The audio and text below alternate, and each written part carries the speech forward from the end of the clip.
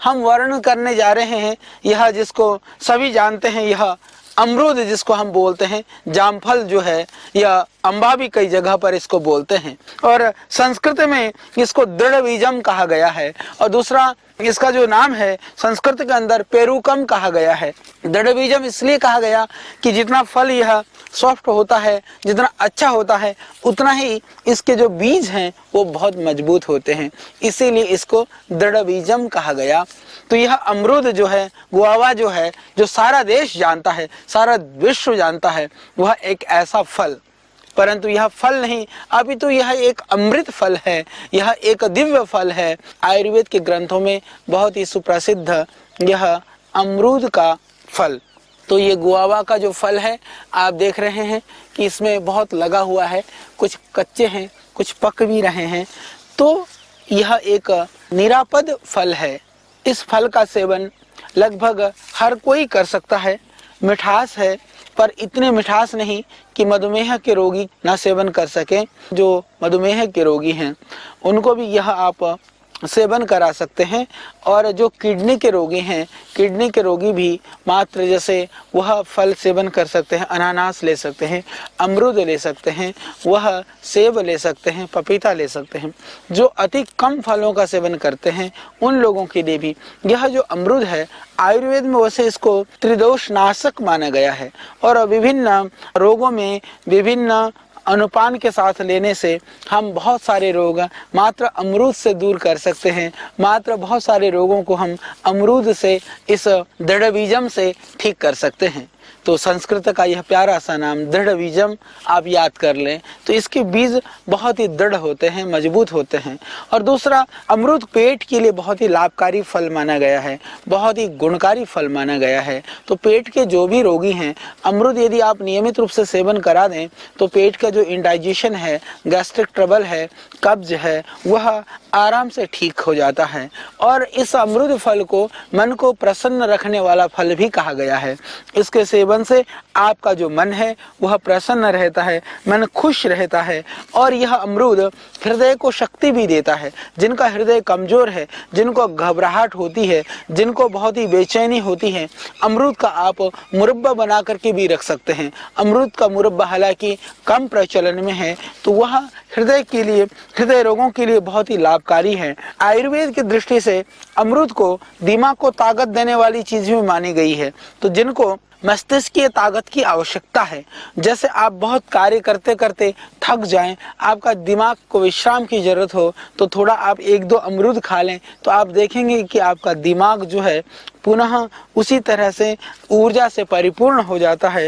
यह बहुत ही लाभकारी माना गया है। और आयुर्वेद के अंदर इसको दाहनाशक माना गया है। जिनके हाथ पैरों में जलन रहती हो उनको आप नियमित रूप से अमरूद खिला दें, कुछ समय तक वो नियमित रूप से अमरूद ले लें, वह आराम से ठीक हो जाता है। जिनको बहुत ज़्यादा वीकनेस हो उन लोगों को भी यदि आप अमरूद खिला दें तो दाह के लिए, मूर्छा के लिए, मस्तिष्क के लिए, हृदय के लिए यह लाभकारी फल है अमरूद। तो इसके कुछ गुणों की हम आज चर्चा करेंगे। वैसे तो यह पूरा ही यह अमृत फल है, निश्चित रूप से यह बहुत ही लाभकारी है।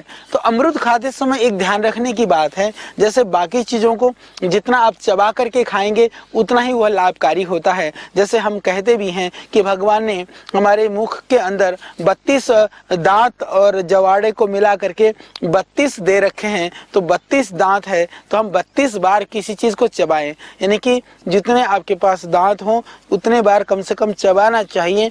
प्रायः यह कहा जाता है चबा करके भोजन ग्रहण करने से वो पाचक हो जाता है, सुपाच्य हो जाता है, वह देह के लिए गुणकारी हो जाता है। और यह भी प्रचलन में है कि जो है दांतों का काम आंतों को न करना पड़े, यह हमें ध्यान रखना चाहिए। यदि आप चबा करके नहीं खाओगे तो इंटेस्टाइन पर, आंतों पर ज़्यादा जोर पड़ेगा और उसको ज़्यादा काम करना पड़ेगा। खाया हुआ जो है वह ज्यों का त्यों निकल जाएगा, वह लीवर और आपके पाचन प्रक्रिया को, आपके शरीर और सेहत को उससे नुकसान पहुंचेगा। इसीलिए ये ध्यान रखने की बात होती है।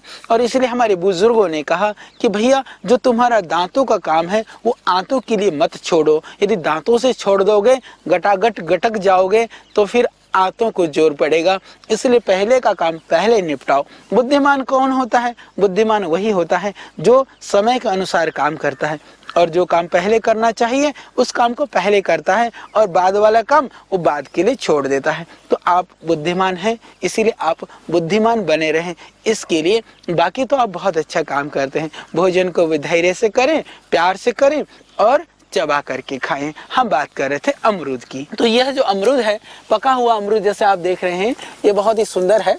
एक ये देख रहे हैं आप, इसमें लगा हुआ कितना प्यारा लगता है इन पत्तियों के साथ में।